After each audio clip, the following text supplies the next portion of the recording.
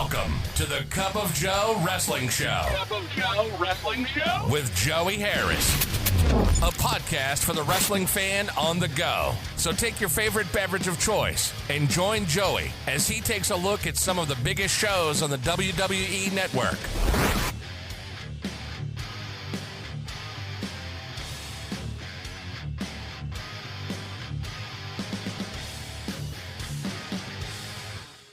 Welcome to the Cup of Joe Wrestling Show. I'm your host, Joey Harris, and we are broadcasting from makeshift studios in the shadow of South Central Virginia. Follow the show's Twitter at Cup of Joe Pod.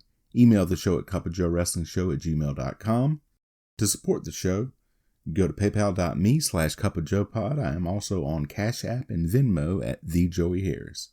And folks, back again, just want to send out my condolences to someone who has passed. Joe Koff, figurehead and leader of Ring of Honor when it was owned by Sinclair Broadcasting, and just did so much to keep Ring of Honor on for so many years, passed away. And I just want to send out my condolences to his friends and fans and family. And then I had a really good weekend. We celebrated my dad's birthday this past weekend, so went down and celebrated with him, and it was good to see him and to get together with family. Family is always so important to me, and it was just good to see everyone and to celebrate my dad. And speaking of family, it's apropos that I talked about that, because today family plays a big part of this as we look at Clash of the Champions 28 from WCW.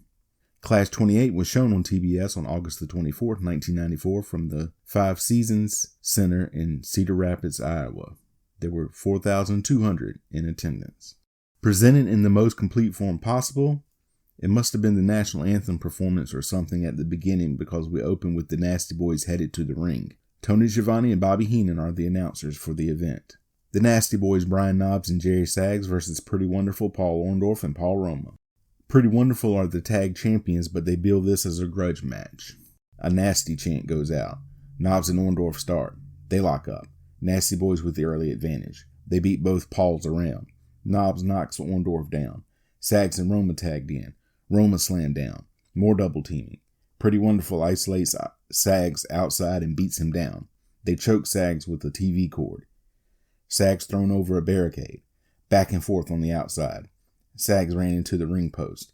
Saggs thrown in and Roma slams him. Orndorff tagged in and stomps Saggs. He gets a chin lock on. Roma tagged in. He knocks Saggs around.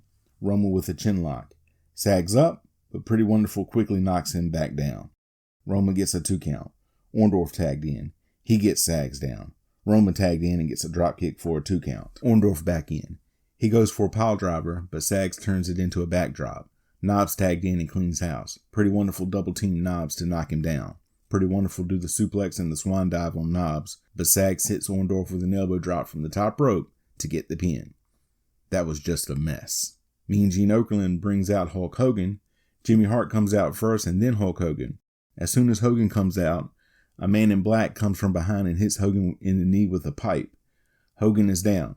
Officials out to check on Hogan. They scream for help. A Hogan chant goes out. They put a brace on the knee. They bring out a stretcher. They say they are searching for the person who did it. They load Hogan up to go to the hospital. United States Championship match. Steve Austin versus Ricky Steamboat. Steamboat suffers a career-ending injury in this match. Steamboat out first and does his fire-breathing gimmick. Austin comes out and he is looking more and more like Stone Cold every day. They say the disqualification rule is waived as they show Hulk Hogan being loaded into an ambulance. Eric Bischoff gets in with them, and I can tell you that doesn't happen. They don't just let you get in the back of an ambulance. The bell rings and they circle each other. Austin with a side headlock takeover. Steamboat back to his feet, and Austin complains about hair pulling. Steamboat says no. They slap each other. Austin slapped down in the corner. Steamboat with a side headlock takeover. They ask one of their production people what happened to Hogan. Back and forth. Steamboat with a series of chops. He follows it up with drop kicks. He gets a slam for a 2 count. Steamboat with an armbar. He gets a roll up for a 2 count. They trade counts. Steamboat with an arm drag back into an armbar. They keep showing Barry Darsow as the blacktop bully in the crowd. Steamboat back to the armbar. Austin throws Steamboat out between the rows. Steamboat drags Austin out with him. Steamboat with a throat thrust to Austin. Austin with a sleeper. Steamboat reverses, so Austin hits what will become known as the stunner to Steamboat. They say Sting has boarded a chartered airplane from Chicago after what has happened to Hulk Hogan, and I think we are slipping into the ridiculous. They trade moves. Austin ran into a corner. Austin's arm jammed into the ropes. Steamboat back to the armbar. Austin gets Steamboat down. Back and forth. Austin with a 2 count. They subtly tried to allude to it being Curt Hennig who attacked Hulk Hogan as Steamboat chops Austin. They trade counts. Austin drops a knee from the second rope. He follows it up with a suplex for a 2 count. Steamboat puts Austin on the top rope and goes for a superplex, but Austin headbutts him off. Austin goes up top, but gets crotched by Steamboat. He goes for the superplex again, but Austin slams Steamboat off. Steamboat catches Austin with a shot as he comes off. Steamboat goes for a crossbody, but Austin slams him to the mat. Austin taunts and slaps Steamboat. Steamboat comes back. Steamboat attacks Austin. He chops Steamboat down. He gets a 2 count.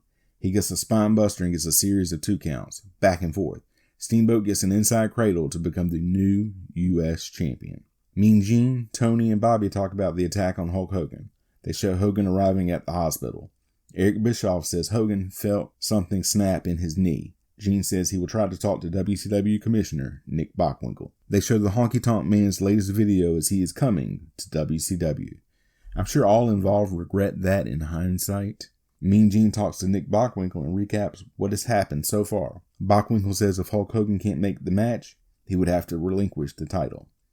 We get a flashback to what led to the next match. Come here, Dustin. I want everybody to bear with me just for a minute. I want to talk to my son in front of the whole world.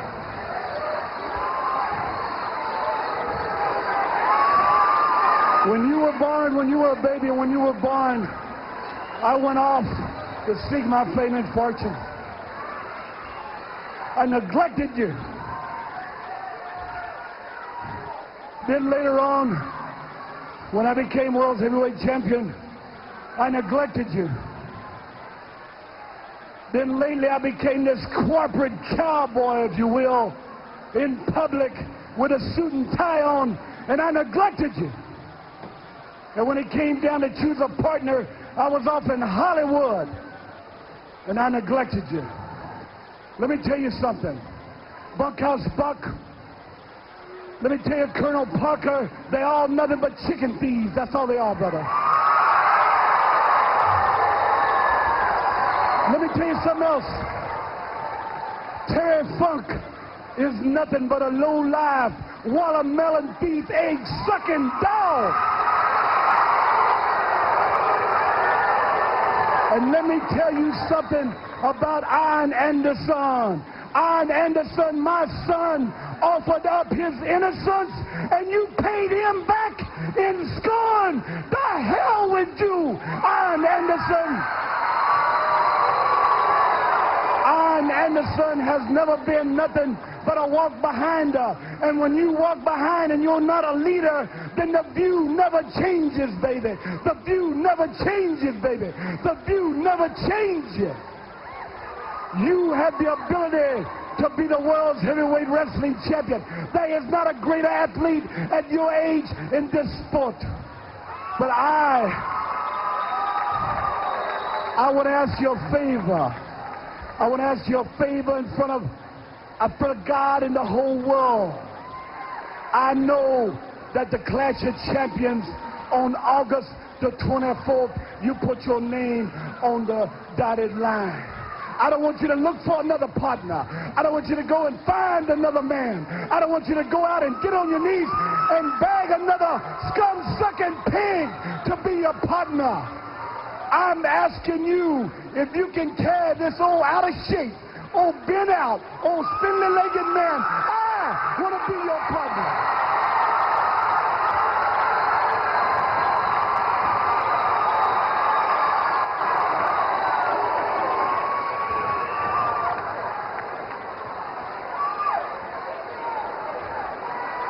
I don't need no handshake, because out there right now tonight There's people with their brothers and their sisters and their wives. They are blood. The Kennedys were blood. The Earps were blood.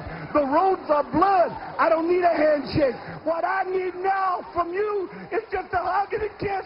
Just seal the deal, baby.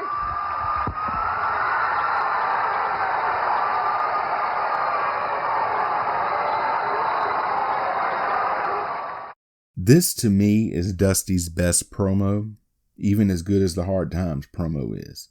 He has them eating out of the palm of his hand here, and the emotion is unmatched. Bunkhouse Buck and Terry Funk with Colonel Robert Parker and Ming versus Dusty and Dustin Rhodes. They start brawling as soon as Dusty and Dustin get to the ring. The heels knock to the outside of the ring. They regroup with Ming. Backing against Dustin. Dustin gets Buck down. The heels get Dustin in their corner. Dustin cleans house on the heels. Dusty tagged in. He hits Buck with the elbow, and he wants Funk. Buck beats Dusty in the corner. Dusty with a double elbow to the heels. Dustin tagged in and hit a power slam on Buck for a 2 count. Buck takes his boot off and hits Dustin with it. Funk tagged in.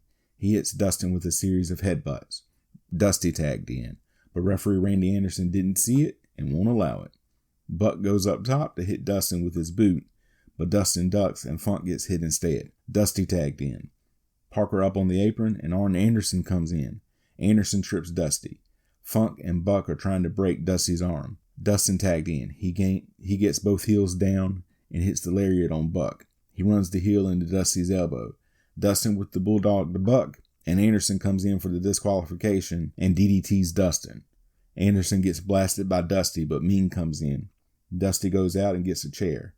He hits Ming with the chair, and it does nothing like Big Bubba Rogers in 1986. He puts a nerve hold on Dusty as Anderson and Funk keep Dustin away. Officials and wrestlers come out, but they are being kept away. They finally get the heels off Dusty. Eric Bischoff is at the hospital, and Henry Holmes, Hulk Hogan's lawyer, says Hogan is in X-ray, and he has advised Hogan to relinquish the belt, but Hogan says he is determined to wrestle. Mean Gene talks to Ric Flair. He comes out with Sherry. Flair says he wants Hogan to walk down the aisle and give the belt to him. They say Hogan is on his way back to the building. Challenge match. Lord Steven Regal with Sir William versus Antonio Inoki. Regal and Sir William out first. Inoki jogs out and gets a respectable ovation. Regal attacks him immediately to prevent him from getting in the ring. Referee Nick Patrick makes Regal get back. They lock up. Regal with a front face lock. Inoki gets to the ropes and comes back with chops to Regal. Regal gets Inoki down. They trade holds. Regal back to the front face lock, and they get into the ropes again. Regal with a headbutt to get Inoki down. Inoki comes back with a front face lock. They trade shots. Regal choking Inoki. He kicks Inoki to the apron. Inoki comes back in and gets Regal down. Inoki with an arm hold. They trade moves as Hulk Hogan is shown arriving back at the arena, back and forth in the ring. Inoki with a takedown.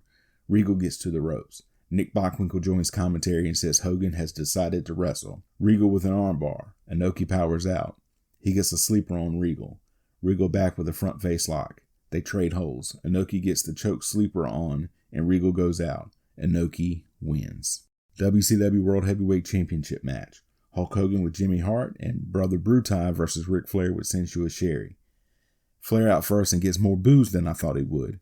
He gets on the mic and tells Hogan to bring him the title now. Michael Buffer makes the introductions. Hogan's music hits. He finally comes out. He gets a great ovation. His knee is bandaged heavily. He gets helped into the ring and attacks Flair right away. He beats on Flair, who still has his robe on. Flair chokes Hogan, who hulks up. Hogan chokes Flair with his bandana and bites Flair. The crowd loves it. Flair up and over on the corner to the outside, so take a shot if you're drinking at home. They fight out to the floor. Flair ran into a barricade. He throws Flair back in. Flair begging off. Hogan choking Flair with a towel. Flair with a snapmare. He goes up top, but gets caught and slammed off, so take another shot. Hogan with clotheslines and Flair knocked outside again. They fight outside again, and Hogan is attacking Flair. He headbutts Flair as a Hogan chant goes out. Flair ran into a ring post. Hogan misses a chair shot when Flair moves. Flair with a suplex and Hogan right back up and clotheslines Flair. Hogan attacks Flair with punches. Flair up and over to the apron and clotheslined off. Another shot. Hogan out and biting Flair again. Hogan grabs the belt. He then drops it and they get back in, and Flair attacks the injured leg. He distracts referee Randy Anderson so Sherry can come in and attack Hogan. Flair back to attacking the knee. He goes for the figure 4, and Hogan kicks him off. It goes back out, and Flair attacks the knee again. He continues the attack in the ring and puts the figure 4 on as the Hogan chant goes out again. Hogan fighting the pain. He powers out, and Flair attacks the knee. Hogan holds up, big boot, but Hogan goes down as well. He gets back to his feet and hits the leg drop. Hogan can't cover. He tries to stand but can't. Flair puts the figure 4 on. Hogan screams why. He won't give up. He reverses the figure 4. They get to the ropes as Hart knocks Sherry down. Anderson is distracted, and Sherry hits Hogan with her shoe. Hogan falls out of the ring and gets counted out. The crowd doesn't like it. Buffer accidentally says Flair is the new champion. Flair grabs the title and raises the belt high. Buffer corrects himself, but says disqualification. And Bobby Heenan says, count out. Do I have to do everybody's job here? I admit it, I laughed when he said that, folks. Hogan attacks Flair. The masked man attacks Hogan again. He holds Hogan for Flair to attack and then leaves. Flair puts the figure 4 on. Sting comes in and runs Flair and Sherry off. Sting raises Hogan's hand. Hogan is up and limping and wants his belt that Flair took. Hogan limps to the back and to the dressing room and then holds up a Hulkamania rules sign a fan had. They review what happened before signing off from Cedar Rapids. Final thoughts. You get a great Dusty promo followed by the mess that was the main event because Hogan didn't want to drop the title back to Flair. You can follow me on Facebook, Twitter, and Instagram at TheJoeyHarris. If you like the show, please leave a review on iTunes, Apple Podcasts, or your preferred podcast app. I would really appreciate it. We can also be found on Spotify and YouTube. Just search for The Cup of Joe Wrestling Show and don't forget to hit subscribe. Thank you for joining me this week. This is Joey saying so long from the heart of Virginia. The Cup of Joe Wrestling Show is a production of Baby Kangaroo Media.